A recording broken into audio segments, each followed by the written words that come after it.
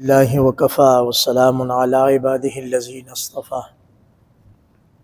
اما بعد فاعوذ باللہ من الشیطان الرجیم بسم اللہ الرحمن الرحیم سبحان الذی اسری بعبدہ لیلا من المسجد الحرام الى المسجد الاقصى الذی بارکنا حولہ لنریہ من آیاتنا انہ هو السمیع البصیر آمنت باللہ صدق اللہ العظیم۔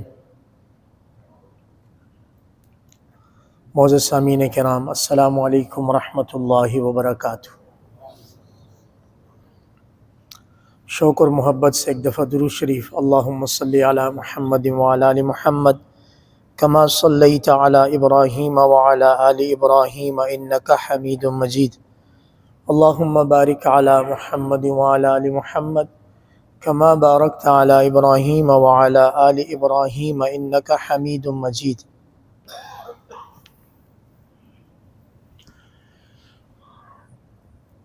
معراج کا واقعہ قرآن و حدیث دونوں میں ذکر شدہ ہے، اور حضور نبی کریم صلی اللہ علیہ وسلم کے معجزات میں سے ایک بہت بڑا معجزہ ہے جو اللہ پاک نے ہمارے نبی کو عطا فرمایا۔ واقعہ معراج، اس کی خصوصیت، یہ سب نبی کریم صلی اللہ علیہ وسلم کی ختم نبوت اور حضور علیہ السلام کی ذات اقدس سے متعلق ہے۔ یعنی یہ خصوصیت بھی حضور علیہ السلام کی ہے، فضیلت بھی حضور علیہ السلام کی ہے، اور اس واقعے کا رونما ہونا بھی صرف حضور علیہ السلام کے ساتھ خاص ہے۔ چنانچہ اس واقعے کی عظمت، اس واقعے کے فضائل، اس واقعے کے ایک عظیم الشان ہونا، اس کا جو صدقہ ہے وہ امت کو ملتا ہے۔ بات کو سمجھیے گا، معراج کا واقعہ دو حصوں پر، مکہ مکرمہ سے بیت المقدس، پھر بیت المقدس سے آسمانوں پر، پھر آسمان سے بھی ساتویں آسمان پر، ساتویں آسمان سے اوپر سدرۃ المنتہا، یہ ساری کی ساری جو فضیلت ہے، جو خصوصیت ہے، جو امتیازی شان ہے، یہ ہمارے نبی کریم صلی اللہ علیہ وسلم کی ہے۔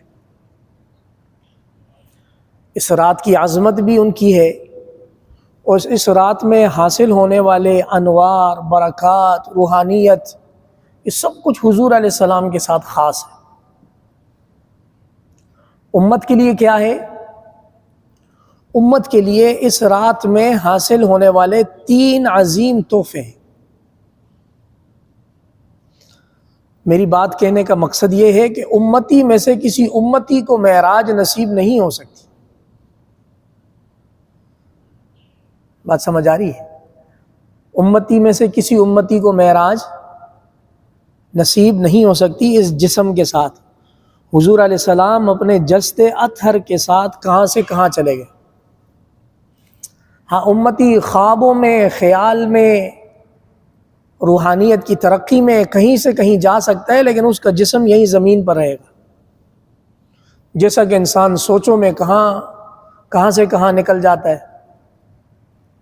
بیٹھتا ہے اپنے خیالات، اپنے پلاننگ ڈیزائن کرتا ہے، دبئی بھی چلا جاتا ہے، اگرچہ اس کا دبئی کا ویزا ریجیکٹ ہو جائے ہے، دبئی کا ویزا ریجیکٹ ہو گیا، اٹلی کا ریجیکٹ ہو گیا، یورپ کا ہو گیا، یو ایس اے کا ہو گیا، لیکن وہ خیالوں میں 7 سمندر پار چلا ہی جاتا ہے۔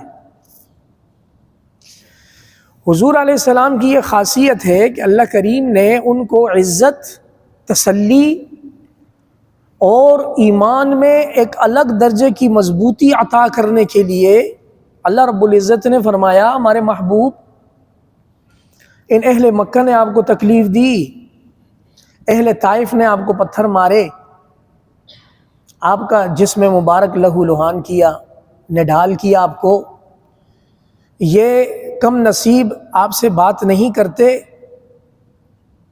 آئیے ہم آپ سے بات کرتے ہیں، آئیے ہم آپ سے۔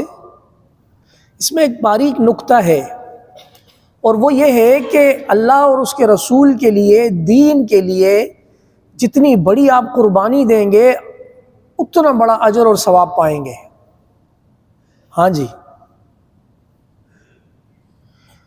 کبھی زندگی میں اللہ آزمائشوں سے بچائے، امتحانوں سے بچائے، لیکن اگر دین کے نام پر، اللہ اور اس کے رسول کے نام پر کبھی سخت گھڑی آ گئی، حدیث شریف ہے آمن باللہ ثم استقیم، مفہوم اس کا یہ ہے کہ کہہ دے میرا اللہ ایک ہے، پھر اس پر قائم رہے۔ پھر قائم رہنے کا مطلب یہ ہے کہ کبھی اگر ناگوار صورتحال پیش آ گئی تو پھر ڈگمگانا نہیں ہے، قائم رہنا ہے۔ اور جب بندہ قائم رہتا ہے پھر اللہ کی طرف سے انعامات کی، بدلوں کی بارش ہوتی۔ تو حضور علیہ السلام یہ حدیث ہے کہ کسی نبی کو اتنی تکلیف نہیں دی گئی اللہ کی دعوت کے معاملے میں جتنی مجھے دی گئی۔ عام حالات میں بھی، حالت جنگ میں بھی، بہر صورت حضور علیہ السلام نے اس دین متین کے لیے جو صبح قیامت تک جاری رہے گا، اس کے لیے بڑی تکالیف برداشت کی۔ جتنی بڑی تکلیف اتنا بڑا اجر۔ اب کم نصیب لوگوں نے یہ کہا جو ہدایت سے دور رہے کہ ہم آپ سے بات ہی نہیں کرتے۔ نبی آخر الزمان کی شان میں صلی اللہ علیہ وسلم، ہم سب، ہمارے والدین ان پر قربان، یہ بات کہنا کہ ہم آپ سے بات ہی نہیں کرتے یا ہم آپ کو اس قابل نہیں سمجھتے کہ آپ سے بات کی جائے، یہ بات اللہ رب العزت کو انتہائی ناگوار گزری۔ اور دو فرشتے جن کے ذمے پہاڑوں کے کام ہیں، وہ جبرائیل امین کے ہمراہ طائف کی وادی میں بھیج دیے کہ حضور آپ صرف اجازت دیجئے تو یہ جو بستی والے جو یہ حرکات کر رہے ہیں، آپ کی شان میں گستاخی کر رہے ہیں، آپ اجازت دیں ہم ان کو سرما بنا دیں۔ کیا بنا دیں؟ یعنی اس قدر پیسے اس ساری بستی کو کہ سرما بن جائے، اور پسنے کی باریک مقدار سرما کہلاتی ہے جو آنکھوں کو تکلیف نہ دے۔ لیکن ہمارے نبی کریم صلی اللہ علیہ وسلم رحمت للعالمین کا ایسا مظاہرہ فرمایا اور فرشتوں سے کہا یہ میرے ساتھ اس لیے بدسلوکی کر رہے ہیں، ان کو معلوم نہیں میں کون ہوں۔ چلو یہ نہیں، ان کے آنے والی نسلوں کو اللہ ایمان دے گا۔ چنانچہ وہ عذاب کا ایک اٹل مرحلہ حضور علیہ السلام کی رحمت سے، اللہ کی قدرت سے وہ الگ ہو کے بچ گئے۔ ابھی اتنی سخت باتیں تھیں، جتنی سخت باتیں اتنا بڑا انعام۔ میری بات یہاں سے شروع ہو رہی۔ اللہ رب العزت نے فرمایا ہمارے محبوب آپ سے بات نہیں کرتے، آئیے ہم آپ کو عزت، شان و شوکت کی اس مقام پر لے کے جاتے ہیں جہاں ہم آپ سے ہم کلام ہوں گے، اور جہاں جبرائیل امین کی پرواز بھی جواب دے جائے گی۔ سدرۃ المنتہا کے بعد پارہ نمبر 27 سورۃ النجم، کبھی اس کا مطالعہ کیجئے گا۔ ایک جگہ آئی جہاں پر جبرائیل امین نے کہا حضور اگر آپ کے ہمراہ میں یہاں سے آگے ایک لمحہ بھی آگے بڑھا تو اس کے بعد میری زندگی ختم ہو جائے گی۔ یہاں سے آگے رب جانے، رب کا مصطفیٰ جانے۔ چنانچہ وہ وہاں رک گئے اور اللہ رب العزت ہمارے محمد مصطفیٰ صلی اللہ علیہ وسلم کو آگے لے گئے اور آگے لے گئے۔ فَكَانَ قَابَ قَوْسَيْنِ أَوْ أَدْنَىٰ، قربت کی ساری منزلیں طے کر گئے۔ جنت بھی دکھا گئے، جہنم بھی دکھا گئے، جنتیوں کے کچھ لوگوں کی حالات بھی بتا گئے، گناہگاروں کے، جہنمیوں کے حالات بھی بتا گئے۔ اب کہاں طائف والوں کی بدنصیبی اور کہاں اللہ رب العزت کا اکرام۔ بات وہ ہے جتنی بڑی قربانی اتنا بڑا مقام، جتنی بڑی قربانی دین کی خاطر اتنا بڑا اجر و ثواب اور مقام عطا ہوتا ہے۔ امت کے لیے معراج کے معاملے میں کیا ہے؟ اصل سوال تو یہ ہے، معراج حضور علیہ السلام کی خاصیت، اور اس رات حضور علیہ السلام کو بیت المقدس میں، جس سے کہ امت غافل ہے، یہودی اس پر قابض ہیں، اور جو لوگ اس کی آزادی کے لیے کوششیں کر رہے ہیں وہ لوگ طرح طرح کی پریشانیوں میں، جنگ اور بارود کی بارش میں ہیں۔ بیت المقدس سے امتی کا تعلق ٹوٹے نہیں ٹوٹے گا۔ اگر امتی یہ بولے بھی کہ میرا بیت المقدس سے کوئی تعلق نہیں، تو امتی جھوٹ بولے گا، اس لیے کہ حضور نبی کریم صلی اللہ علیہ وسلم کو اللہ رب العزت نے انبیاء کی امامت کا جو بڑا مقام عطا فرمایا، وہ بیت المقدس میں نماز کی امامت میں عطا فرمایا، اور وہاں تمام انبیاء کی امامت کرنے پر جو مقام ملا، یعنی جو نبی سارے نبیوں کا نبی ہے، وہ نبی ساری امتوں کا بھی نبی ہے۔ کیسے امت کا تعلق بیت المقدس سے الگ ہو سکتا ہے؟ اور کتابوں میں یہ بات لکھی ہے کسی دانا نے کہ دنیا پر اس کی حکومت اور دبدبہ ہوگا جو بیت المقدس پر قابض ہوگا۔ قابض سے مراد یعنی بیت المقدس جس کے زیر انتظام ہوگا، دنیا پر اس کا سکہ چلے گا۔ آ جائیے تاریخ میں، جناب سیدنا عمر فاروق رضی اللہ تعالیٰ عنہ نے فتح کیا، شان و شوکت کے ساتھ فتح کیا، پوری دنیا پر مسلمانوں کا طوطی بولا۔ صلاح الدین ایوبی نے دوبارہ حاصل کیا، پھر مسلمانوں کا طوطی بولا۔ آج کس کا قبضہ ہے؟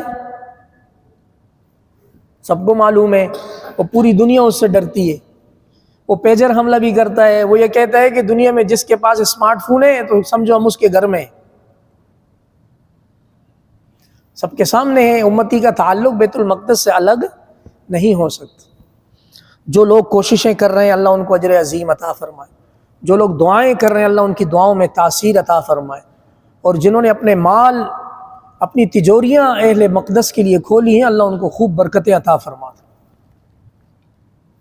حضور علیہ السلام کو اللہ رب العزت نے عزت، شان و شوکت سے نوازا اور فرمایا حضور آپ ہمارے پاس آئیں، ہم آپ سے ہم کلام بھی ہوں گے، آپ کی عزت افزائی بھی کریں گے۔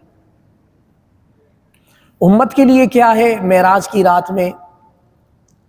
بڑے افسوس سے کہنا پڑتا ہے کہ امت کے جو کرنے کے کام ہیں وہ تو نہیں کر رہی، لیکن شب معراج کی مبارکبادیں چل رہی ہیں۔ موبائل کھولو، شب معراج مبارک، معراج کی رات مبارک ہے۔ فجر پڑھی اس دن، عشاء کی نماز باجماعت ادا کی، او بھائی کس کی نماز ادا کرے؟ اس کے پیچھے پڑے ہیں، اس کے پیچھے، پھر یہاں پر آگے ڈیبیٹ آ کر، نماز کے معاملے میں مکالمہ ڈیبیٹ آ کر عمل رہ جاتا ہے، بحث جیت جاتی ہے۔ حالانکہ نماز تحفہ ہی معراج کی رات کا ہے۔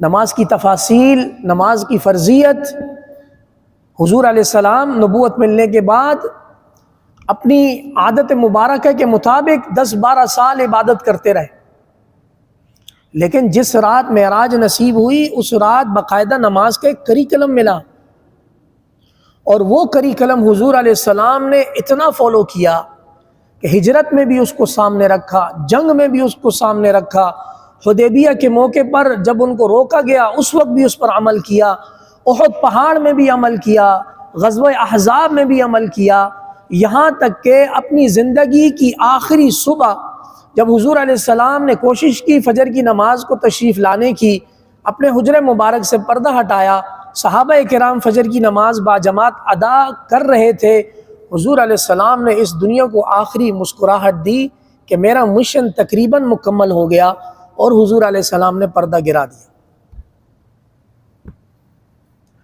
امت کے لیے معراج میں نماز ملی ہے، نماز، اور اس وقت امت تقریباً نماز کے معاملے میں پارٹ ٹائم مسلم ہے، پارٹ ٹائم مسلم، کانٹریکٹ پر ہیں ہم لوگ، موقع ملا تو بندگی کر دی، موقع نہ ملا، اللہ پاک غفور الرحیم ہے۔ سن لیں، ان ربک لذو مغفرہ، ایک آیت ختم ہوتی ہے دو عجیب کیفیات پر۔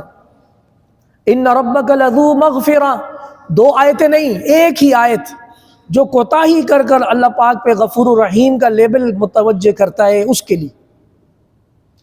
یقیناً تیرا رب بڑی مغفرت والا ہے، ان ربک لذو مغفرہ، یقیناً تیرا رب بڑی مغفرت والا ہے، وذو عقاب علیم، اور دردناک عذاب دینے والا ہے۔ ایک آیت، آپ یہ بھی نہیں کہہ سکتے تھے کہ ایک مضمون ایک چیپٹر ایک آیت میں، دوسرا چیپٹر دوسری آیت میں، ایک آیت آ کر اس مضمون پر ختم ہو کے امتی کو ہلا رہی ہے کہ عمل کرنے کے بعد اللہ پاک پر امید باندھ، بے عمل ہو کر امید عمل بھی نہیں کر رہا اور اللہ پاک پہ کی طرف جھوٹ متوجہ کر رہا ہے، یہ چیزیں صحیح نہیں۔ اللہ پاک کمی کوتاہی معاف کرتے ہیں، یہ یاد رکھیں، کمی کوتاہی 100 نمبر ہم میں سے کوئی نہیں لے سکتا، کمی کوتاہی اللہ معاف فرمائیں گے، یہ اللہ کی شان ہے۔ اللہ کو پسند ہے کہ اللہ کا بندہ کمی کوتاہی کرے، اللہ سے مانگے، اللہ معاف فرمائے، پھر اللہ خوش ہو۔ لیکن اگر کوئی ہاتھ پہ ہاتھ دھرے بیٹھا ہے اور یہ کہتا اللہ پاک غفور الرحیم ہے، یہ مضمون کس نے کہاں سے بیان کر دیا، کہاں سے لے لیا، یہ صحیح نہیں ہے۔ تو امت کے لیے معراج کی رات پہ میرے معززین نماز ہے۔ جعلت قرۃ عینی فی الصلاۃ او کما قال علیہ الصلوۃ والسلام، میری آنکھوں کی ٹھنڈک نماز میں رکھ دی گئی ہے۔ قم یا بلال اذن فارحنا او کما قال علیہ السلام، اے بلال کھڑے ہوئیے، اذان دیجئے اور نماز کے واسطے سے ہماری روح کو سکون عطا فرمائیے۔ حضور علیہ السلام کے فرمان ہے، اور یہ بھی آپ سب کے علم میں ہے کہ اللہ رب العزت نے حضور علیہ السلام کو 50 نمازیں دی، دن اور رات میں کتنی نمازیں؟ قربان جائیے حضور علیہ السلام کی رحمت پر، قربان جائیے۔ میں اکثر یہ کہا کرتا ہوں، وہ نبی ہیں جن کے ساتھ ہم وفا نہیں کرتے، وہ کہیں ہمیں نہیں بھولے اور ہم نے ان کو بھولنے کی کوئی کسر نہیں چھوڑی، وہ کہیں ہمیں نہیں بھولے۔ اللہ رب العزت نے 50 نمازوں کا تحفہ دیا، اللہ کے دربار سے لے کر واپس چھٹے آسمان پر آئے جہاں موسیٰ علیہ السلام سے ملاقات ہوئی۔ فرمایا کیا ہوا؟ کہ اللہ رب العزت نے 50 نمازوں کا تحفہ دیا۔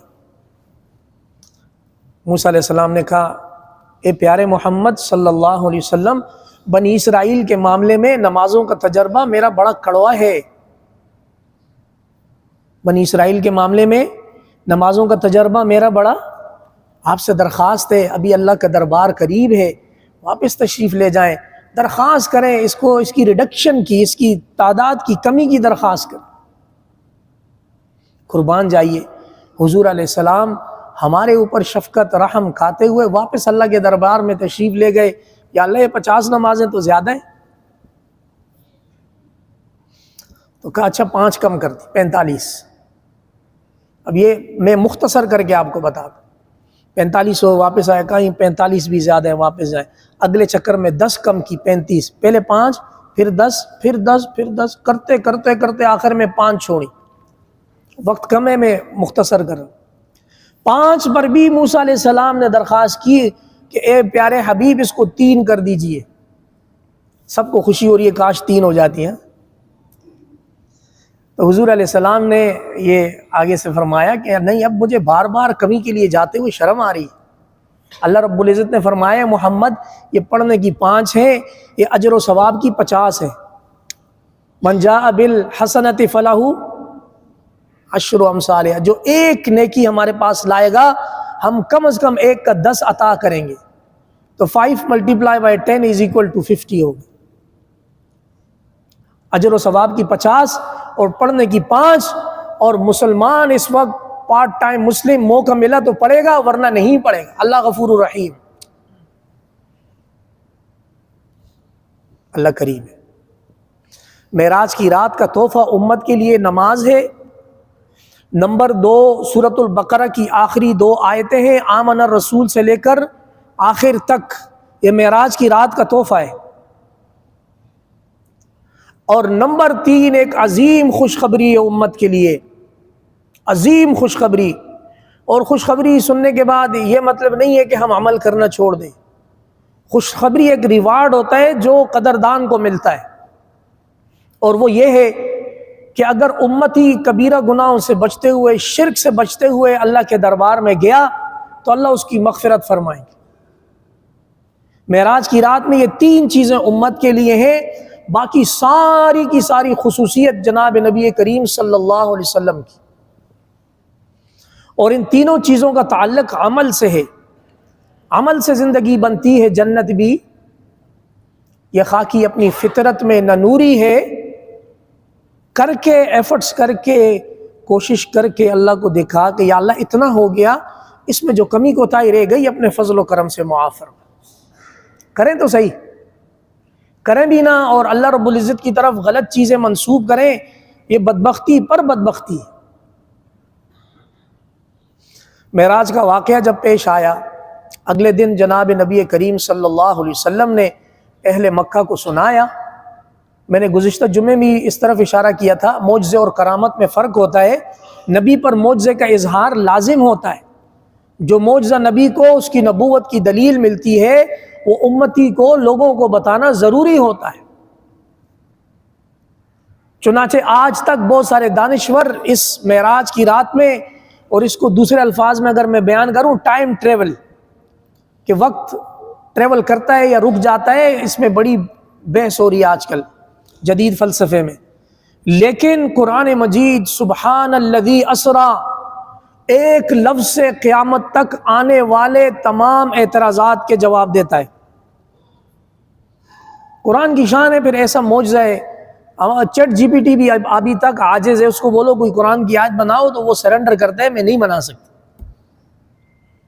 حالانکہ دین کے معاملے میں اس نے جواب دینے کی کوشش کی، کسی نے اس کو الجھا دیا، اس کو کہا 1 سے لے کر 50 لاکھ تک گنتی گن، تو چیٹ جی پی ٹی نے گننا شروع کی 1 سے لے کر 10 تک، 100 کے بعد بولتی ہے ڈائریکٹ 50 لاکھ گن لوں یا بس کر؟ اس نے کہا نہ مجھے گن کے بتا، میرے پاس فری کا نیٹ پیکج ہے، کہاں جا رہی ہے تو۔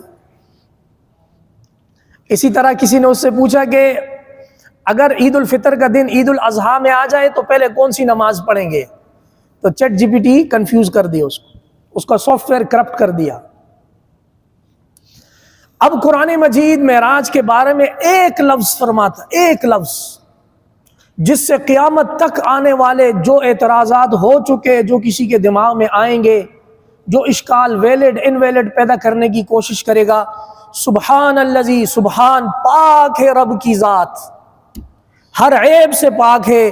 وہ اپنی نبی کو مکہ سے لے کر بیت المقدس لے جا بھی سکتا ہے، وہ اللہ بیت المقدس سے بلائیوں کے سفر طے کر بھی سکتا ہے، پاک ہے وہ ذات۔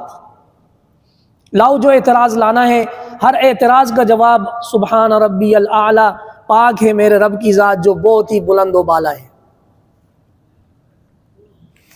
تو جب حضور علیہ السلام نے مکہ مکرمہ میں اعلان کیا کہ راتوں رات میں یہاں سے وہاں گیا، اللہ مجھے لے گیا، یہ معاملے پیش آئے، تو پتہ ہے ابو جہل سب سے پہلے اس پروپیگنڈے کو لے کر اس نے کیا کیا؟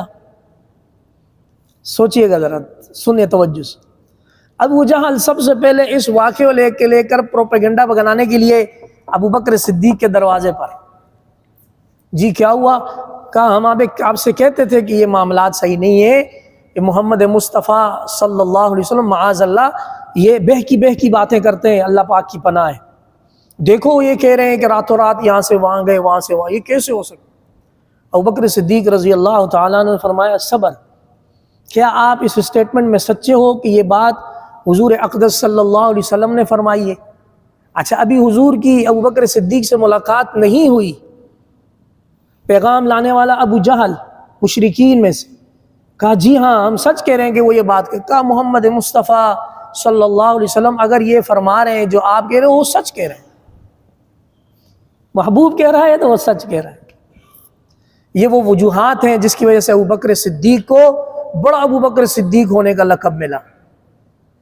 میرے معززین، معراج کی رات میں 3 عظیم تحفے ہیں امت کے لیے، خدا را ان کو اپنی زندگیوں میں لے آئیں، یہ حضور علیہ السلام کی آنکھوں کی ٹھنڈک کا باعث بنے گا۔ نمبر ایک، نماز، کچھ بھی ہو جائے 5 وقت کی نماز بر وقت، مردوں کے لیے باجماعت مسجد میں، خواتین کے لیے اجازت۔